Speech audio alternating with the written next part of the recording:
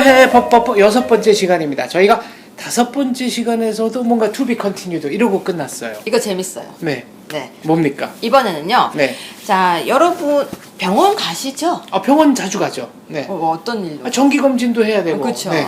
네, 병원 가시죠. 어차피 다 병원은 누구나 다 가는데 병원에 가면 종합병원에 가면요. 의사 가운을 입었지만 의사들이 체계가 있죠. 그렇죠. 뭐 인턴, 레지던트 네. 뭐 펠로우는 어떻게 해야 되는 겁니까? 그러니까 인턴이 가장 예. 그리고 그다음에 레지던트가 있고요. 네, 레지던트가 거기가? 네. 끝나고 나면은 이제 보드 시험이라고 네. 전문의 시험을 봅니다. 전문의 시험을 보고 나면 전문의가 되죠. 그러면 전문의가 돼서 교수로 임용이 안 되고 네. 펠로우라는 단계가 있는 아. 거죠. 그러니까 교수 가기에는 조금 모자르고 밑에서 레지던트는 아니고 그게 펠로우고요. 그러니까 결국은 펠로우도 전문의예요. 네. 그러면 인턴과 레지던트만 전문의는 아닌 것이죠. 그러니까 병원에는 여러 단계의 그런 의사 의사, 체계가 네, 네, 있습니다. 있다. 네. 그런데 자 병원에서요 우리가 보통 만나는 사람은 종합병원에 가서는 전문의 겸 교수님을 만나죠. 네. 하지만 밑에 일을 하고 있는 사람들은 대부분이 인턴과 레지던트입니다. 근데 이런 말 많이 들어보셨죠? 요즘 외과, 흉부외과, 뭐 산부인과에 뭐 지원자가 지원자 없다. 없네. 네. 네. 근데 그런 얘기 들으면 어떤 느낌 오세요? 뭔가 힘드니까 안 하겠지. 네. 의사들이 지원을 안 하는 데는 이유가 있겠지. 근데 이게 와닿아요? 잘 와닿지는 않죠. 저는 와닿습니다. 어떻게? 저는 예전에 의대를 잠깐 다녔기 때문에 아, 그때 의대까지? 의대를 다녔었어요? 춘천에 있는 모 의대를 잠깐 들어갔었는데 H의대였습니다. 네, 그렇습니다. 네, 그렇군요. 네. 그때 제 꿈이 사실은 서전이었는데 외과의사 칼잡이. 칼잡이. 네. 왜 안 했어요? 그때 제가 손을 좀 떨었습니다. 그래서 지금은 안 떠는데 네. 하늘의 계시로 알고 너는 서전이 될 수 없다라는 말에 네. 그래서 다시 방향을 바꿨죠. 예. 근데 의사들은 그 서전이란 말에 뭔가 그 로망이 있어요. 그렇죠. 칼잡이라는 네. 말. 근데 제가 그때 듣기로는 외과 의사. 예, 써죠. 성형외과도 사실은 미세외과라는 얘기를 쓰더라고요. 근데 뭐 안과, 네. 뭐 이비인후과 이게 사실은 제일 인기가 많고 특히 흉부외과, 심장 만지는 외과는 지원자들이 거의 없다라는 얘기를 많이 들었었습니다. 네, 근데 우리가 이렇게 기사도 많이 나오고 네. 흉부외과에 외과에 그러니까 또 다시 이제 여기 실감나게 해드리기 위해서 이야기를 하자면 산부인과가 없어지고 있어요. 그거는 인구 감소에 따른 좀 자연스러운 현상인가요? 아니면은 아주 냉정하게 이야기하면요. 네. 산부인과에서 아기를 낳잖아요. 그러면 위험해요. 뭐가? 아기를 낳다가 조산을 하거나 아기를 낳다가 사고가 나거나 아기를 낳다가 과다 출혈을 하거나 네. 이런 문제가 생겼을 때 거기에 적절하게 대응을 만약에 못하면 의료사고로 바로 직결이 되죠. 그렇습니다. 판례 많습니다.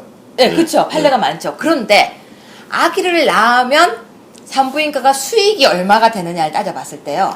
이게 수익 대비 위험 부담률 이런 게 너무 높은 거군요. 그렇죠. 수입도 얼마 안 되고. 강아지 새끼를 받는 게 더. 강아지는 새끼를 못 낳는구나. 그러면 네. 개 아무튼, 네. XX. 갑자기 욕하는 것 같아요. 그러니까 개 분만을 그런, 도와주는 그런 단어가 있었군요. 네. 갑자기 장 단어가 박사님께서 전문 용어로 정리를 순간 단어가 딸렸어요. 아니 그게 영국도 마찬가지예요. NHS라 그래가지고 네. 내셔널 헬스 서비스 이걸 하다 보니까 진짜 의학적인 재능이 있는 이 고급 두뇌들은 수의학과를 갑니다. 그게 지금 우리나라 현실이에요. 왜냐하면 동물병원에서 강아지를 받으면요. 수익성이 굉장히 높은 거예요. 그러니까 의료보험도는 아니고. 아니고 그리고 이제 애견 인구는 점점 초음파 늘어나고. 찍으면은 네. 뭐 20만 원 네. 그리고 개 수혈 네. 그 뭐 개 엑스레이 비용이 굉장히 많은 거예요. 그리고 강아지를 낳을 때 링겔 개 수혈이 뭐 개도 혈액형 있겠죠? 있겠죠. 그렇죠? 확실해요?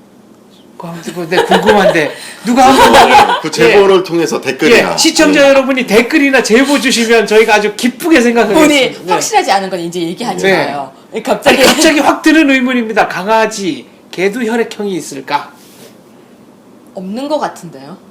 저는 모르겠습니다. 네, 그러니까, 왠지 모르게 있을 것 같은데요. 그러니까 이건 저희는 모르니까 모르는 건 모른다라고. 모르는 건 모른다. 네. 우린 정확하게 하고 네. 넘어가겠습니다. 그래서 강아지를 받을 때 받는 돈이요 100만 원이 넘어요. 훨씬 넘어서요. 사람보다 더 네. 많이 받을 때 200만 원도 받고 이렇게 또 그 제왕절개라고 하나요? 걔도? 예. 걔도 걔도 재형절개합니다. 네. 그래요? 그렇게 했을 경우에는 그 비용이 상당히 많이 받는데 사람이 아기를 낳으러 갔을 때 그 비용이 정말 얼마가 안 돼요. 그러니까 산부인과 입장에서는 의료사고의 위험 부담 크죠. 그리고 아기를 받았을 때 또 뭐 여러 가지 문제가 따르는데 그걸 과연 책임을 지기 싫다는 것이죠. 분만을 받는 산부인과가 점점 줄어들고 있어요. 그래서 분만을 하지 않아요. 동네 병원에서는. 종합병원 또는 분만 전문 병원만 하고 있어요. 아, 글로 가라. 네. 그렇죠. 근데 문제는 지방으로 가면 병원이 없다는 거예요.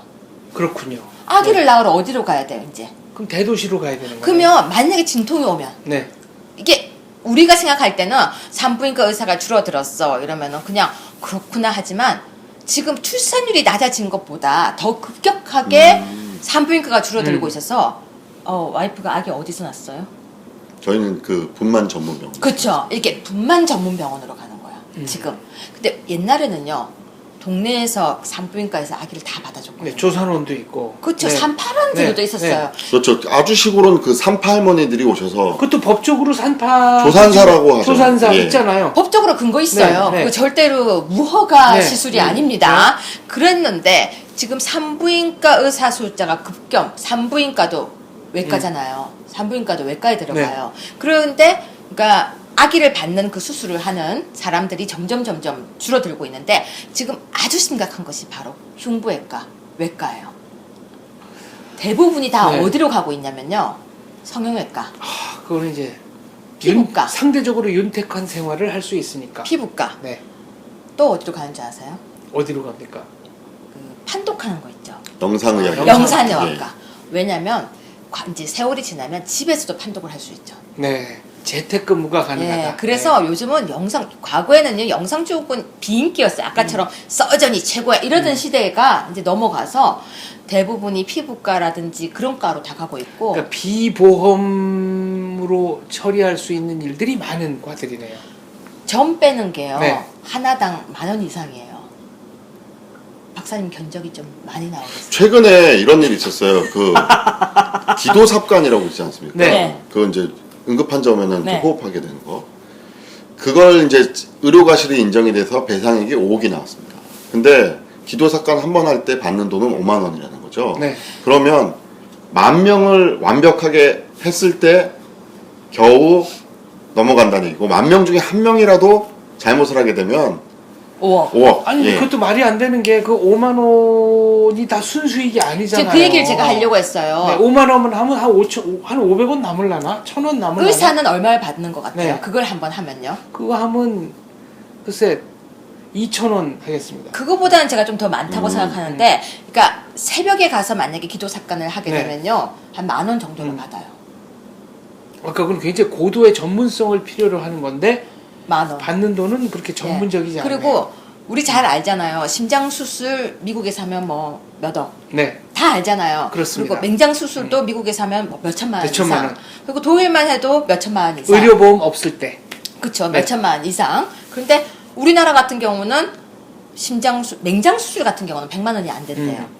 그러는데 그 외과의 의사들이 이제 줄어드는 거예요. 왜 줄어드냐면요. 줄어드는 이유가 있어요. 외과 의사들은. 자, 심장 수술 하나 하는데 걸리는 시간이 몇 시간일까요? 그 경우에 따라 다르지만 한 6시간, 7시간 이 평균 정도 10시간. 네. 예. 평균 10시간. 아, 10시간. 예. 그러면 의사가 서서 10시간 동안 수술방 안에 밥 먹는 데가 있죠. 네. 10시간 동안 서서 수술하는 거 생각 한번 해보세요. 그거는 마라톤. 중간에 밥을 못 먹지 않습니까? 못 먹죠. 그거 예. 먹을 수 있는 세균 감염 강심장. 때문에. 그리고 먹을 예. 수 있는 강심장이 어디 있겠습니까? 지금 이 수술 하다가 가서 그리고 용변도 그냥 선체로 해결한다던데. 뭐 급할 경우. 참는데요. 어. 참는데 왜냐면 그걸 잠깐 두고 갈 수가 없잖아요. 네. 그렇게 수술을 하고 생명과 직결이 되는데 그 일을 수술을 하고 나면요 케어를 위해서 의사가 붙어야 돼요. 그렇습니다. 그 환자의 케어를 네. 위해서. 예후도 봐야 되고. 그렇죠. 네. 그래서 외과 의사들은요 사실 우리가 생각하는 것보다 훨씬 더 노력을 많이 하고 중노동이다. 하고 있는데 요즘 젊은 의사들이요 그걸 안 하려고 하는 거예요. 왜 안 하려고 하냐면요 그렇게 대기해야 되고 기다려야 되고 힘들고 그러니까 정말로 나는 못하겠다고 그 지원자가 점점 줄어들고 있는 거예요. 그래서 전공이라고 하죠. 레지던트급들이 자꾸 지원을 안 해요. 그러면 레지던트가 없으면 어떻게 되죠? 나이 많은 의사들이 네. 교수들이 본인이 수술도 하고 본인이 환자도 케어해야 돼요. 본인이 응급 환자도 받아야 돼요. 우리가 이런 얘기 많이 하죠. 새벽에 사고가 나서 병원에 갔는데 의사가 없었다.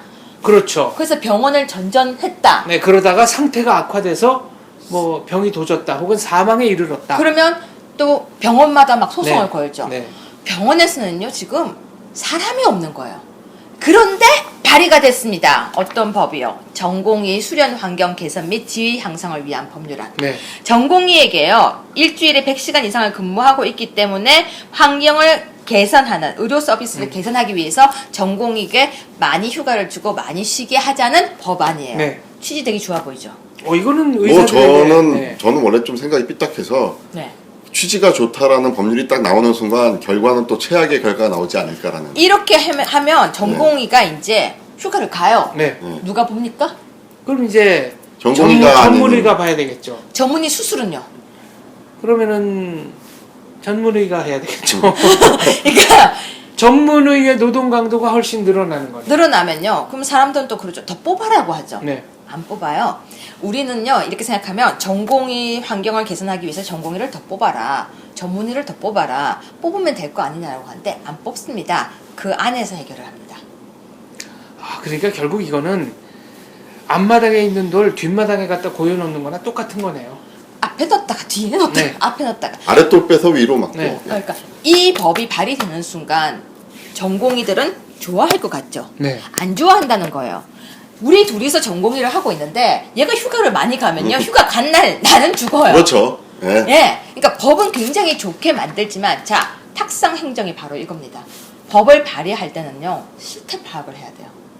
그러면 이렇게 법이 발의돼서 통과가 돼 버리잖아요. 실질적인 피해는요. 고스란히 누가 받을 것 같으세요? 이거 뭐 환자들이 받는 거죠. 네. 환자예요. 결국은 환자예요. 환자들은 종합병원에 가서 시간 많이 의사와 대면 시간 작다고. 네, 뭐 3시간 대기 3분 면담. 네, 그리고 내 주치의가 누군지 얼굴도 못 봤다. 그리고 내가 수술하러 가는데 의사가 설명을 안 해준다. 자, 2명의 전공의가 계속 레지던트가 계속 일을 해도 바빠요. 그런데 한 사람이 휴가를 가요. 저 혼자 해요. 네. 못하는 거예요. 노동 강도가 갑자기 막 더 늘어나는 많아지고. 거고. 그러니까 이게 노동 강도를 줄여주겠다고 하는 게 아니고요. 사실은 더 늘릴 수가 있고요. 그러면 그 위에 전문의들이 일을 하기가 더 힘들어질 수가 네. 있고요. 이렇게 되면 외과는 더 지원을 안 하게 되는 거예요. 근데 여기 제안 발의하신 분들의 면면을 보니까 좀 그 법만 만들면 세상이 바뀔 수 있다라는 거 생각하시는 분들인 것 같네요. 누구인가요? 예, 말은 못하겠습니다. 근데 이거는 공개적인 거예요. 말해도 네, 되는 제가 거예요. 한번 이거 말해도 되는 읽어보겠습니다. 거예요. 네. 전공의의 수련 환경 개선 및 지위 향상을 위한 법률안 발의 연월일은 2015년 7월 31일. 발의자는 대표 발의 김용익 의원, 그리고 발의자는 임수경, 양승조, 최동익, 김성주, 설훈, 이목희, 남인순, 김영환, 김상희, 안철수 의원 등 11명 이렇게 돼 있습니다. 네, 보통 10명 이상이면 발의가 되는데 11명, 한 명 넘겼죠. 이런 법이 발의가 되면요. 우리 국민들은 이렇게 생각하죠. 지금 아무것도 모르고 너무 좋아 보이죠. 잘했다. 네. 잘했다. 칭찬받을 수 있죠. 하지만 국민들이 수술을 할 때 또는 병원에 갔을 때 결국 피해가 고스란히 돌아오고요. 외과 의사가 점점 줄어들게 됩니다. 줄어들게 되면은 우리는요. 수술 받을 수가 없어요. 그렇죠. 외과 의사가 줄어들게 되면요. 우리가 수술을 한국 의사에게 받을 수가 없고 결국 의사를 수입해야 됩니다. 인도 의사들이 몰려오는 겁니까 그러면? 필리핀. 필리핀. 네. 이제 제가 듣기로는 그쪽에서 많이 올 수 있다고. 근데 그 능력 자체는 아무래도 차이가 있겠죠? 우리나라 의사하고. 우리나라 의사, 우리가 젓가락을 사용하는 문화잖아요. 예. 우리나라 의사의 손재주는요 정말 최고입니다. 세계 최고 수준입니다. 네. 네. 이거와 연결시켜서 또 하나를 이야기 드리자면요. 의료중재원이라는 곳이 네. 우리나라에 생겼습니다. 생기니까 굉장히 국민들이 환호를 했죠. 정말 이제 의료 과실 제대로 따질 수 있겠다. 우리 황 변호사님께서 네. 의료사고를 이렇게 전문으로 하신다고 제가 들었는데 전문까지는 아니고요. 몇 건 해봤죠. 광고해주고 알겠습니다. 있는데. 전문입니다.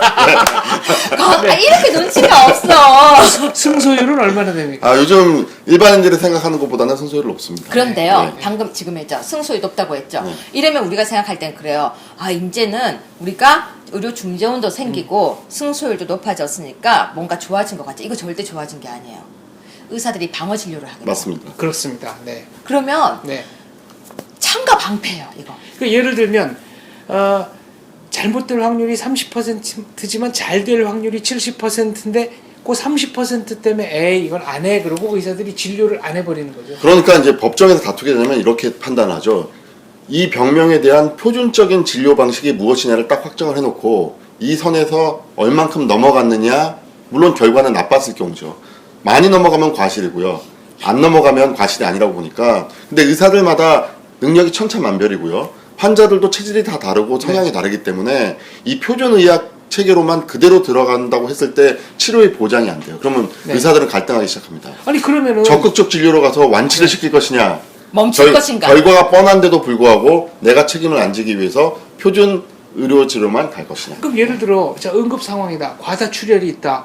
그러면 현장에서 언제 무슨 표준 의료 이거 따지고 있습니까? 당장 지금 시술을 하거나 안 하거나 둘 중에 하나인데 이런 경우에 의사들이 갈등한다는 얘기네요. 그렇죠. 그게 형법적으로는 또 의사들에게 면죄부를 줄 수 있는 여러 가지 뭐 긴급 피난이라든지 정당 이런 요소가 있지만 그걸 설명한다는 것 자체가 그렇죠. 스트레스죠. 그러니까 실제 이런 경우가 있었어요. 응급실에 환자가 들어왔는데요. 17살 네. 소녀였어요. 이 소녀가 들어와서 배가 아프고 막 그래서 정말 적극적인 치료를 해서 이 아이가 살아났어요. 네. 살아났는데 갑자기 소송이 걸린 거예요. 왜요? 그래서 이게 뭐야 하고 봤더니 이 아이가 임신 중이었던 거예요. 네. 17살짜리 네. 아이가 임신 중이었는데 유산이 돼버린 거예요. 네. 그래서 의사들에게 이 아이는 4대 독자의 아이를 갖고 있었다. 네. 유산이 됐다. 왜 임신 여부를 확인 안 했느냐. 그랬더니 네. 의사들이 다 17살짜리 아이가 임신했을 거라고 생각을 못했어요 라고 한 거예요. 그러니까 거기서는 이 아이가 17살이지만 부모의 동의 아래서 미성년자였지만 아이를 갖고 있었고 4대 독자 아이를 임신하고 있었다. 네. 왜 거기에 대한 검사를 안 했느냐고 해서 소송이 간 적이 있었는데 물론 의사 측이 이겼어요. 물에 빠진 사람을 구해줬더니 보따리 내는 네, 거. 이겼는데 네. 그 이후로요. 의사들이 웬만한 여자 환자가 들어오면 임신 검사를 하라는 그게 얘기가 또 지침을 아니 내려. 이게 네. 그래서 아니 예외적인 케이스를 갖고 자꾸 일반화시키다 여자들이 보면 응급실에 들어오잖아요. 네. 그러면 그냥 와서 물어요. 임신하셨어요? 근데 아, 그래서 그렇구나. 그걸 묻는데 지금 나 너무 아파요 이러고 누워있는데 갑자기 임신하셨어요 하면 화가 확 나는 사람들도 있어요. 그렇죠.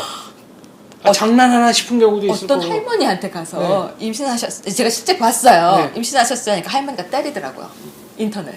아니 이거 농담인데 네.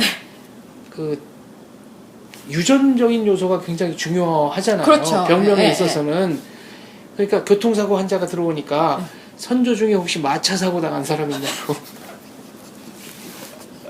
네, 이런 얘기도 의사들이 하는 농담 가운데 하나더라고요. 네, 지금 병력을 물을 때 마차 사고 제가 꼭 기억하겠습니다. 네. 그래서 그런 식으로 자꾸 검사가 많아지는 거예요. 안 해도 될 검사를 네. 그런 검사도 하고 또 촬영을 2개만 하면 될 것을 의료사고를 대비해서 4개를 한다든지. 그러니까 이게 과잉 진료로 갈 수밖에 없는 거네요. 우리도 그래야 되는 거 아닙니까? 네. 어떻게? 방송사고를 대비하기 위해서 네, 뭐라고? 2회분 분량을 찍을 거를 한 5회, 6회분 찍어놓고 다 잘라. 네, 그래야 되지 편집. 않아요? 편집. 네. 근데 저희 지금 베나 TV가 가뜩이나 재정난이 심한데 이거 편집하고 하는 게 또 이게 그러기 생각보다 위해서는 시간 비용이 많이 후원금이 좀 많이 들어가야 된다는 제가 그걸 말씀드리는 그러면 제가 좀 비굴하게 막 한 푼 네. 줍쇼 네. 그거 찍어야 돼요. 아, 참. 근데요, 정말로 이게요, 의료사고를 우리가 생각할 때는 의료사고 우리가 국민이 이겨야 된다 이렇게 생각하는데 네. 이 이기는 승소율이 올라갈수록 우리가 부담해야 될 의료비가 올라간다는 걸 네. 잊어버리면 안 그러니까 돼요. 합리적인 선이 어디까지인지를 사회적으로 합의를 좀 해야 되겠네요. 풍선 효과가 가장 네. 많은 곳이 이쪽이에요. 그런데 지금 전공의에게 환경을 개선한다고 하면 이게 실질적인 환경 개선은 많은 돈이 투입이 되어서 네. 많은 사람을 뽑고 의사들이 환경을 개선시켜야 되는데 그건 하지 않고 우리 국민들은 뭘 원합니까? 서비스를 원하죠. 네. 그 서비스 뒤에는 돈이 따라간다는 걸 지금 생각을 못하고 있는데 그렇습니다. 국회의원들은 이게 언발의 오줌누기예요. 음.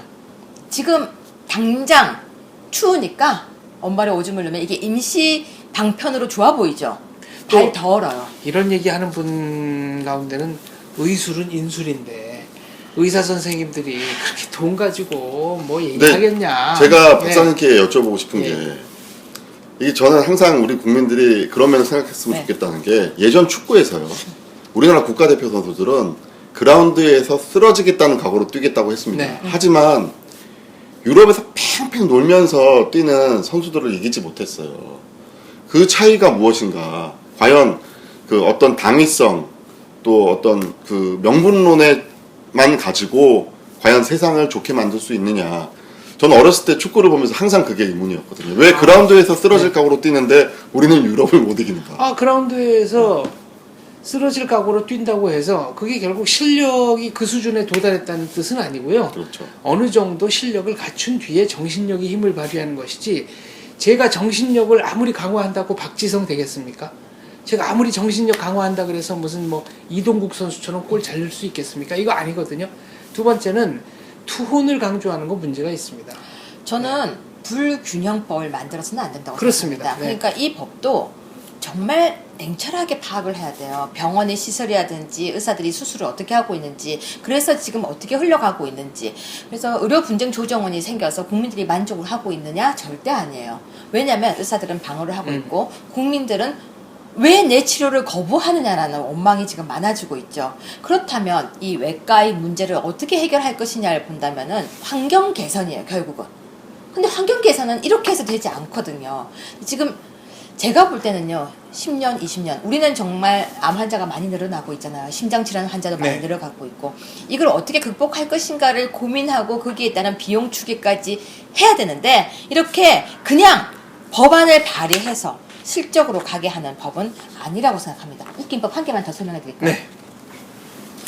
119 구조 구급에 관한 법률 개정안을 또 발의했습니다. 이미 벌써 시간이 또 다 돼가지고 119법은 또 다음 시간. 아, 그러다 일단 보니까 계속 네, 투비 컨티뉴드가 삐뽀는 되는. 진짜 재밌는 박사님께서 아이비백을 한번 해주시죠. 저는요, 아라비안 나이트예요. 다시 돌아오겠습니다. 알겠습니다. 유효해 법법 6회는 여기까지 하겠습니다. 감사합니다.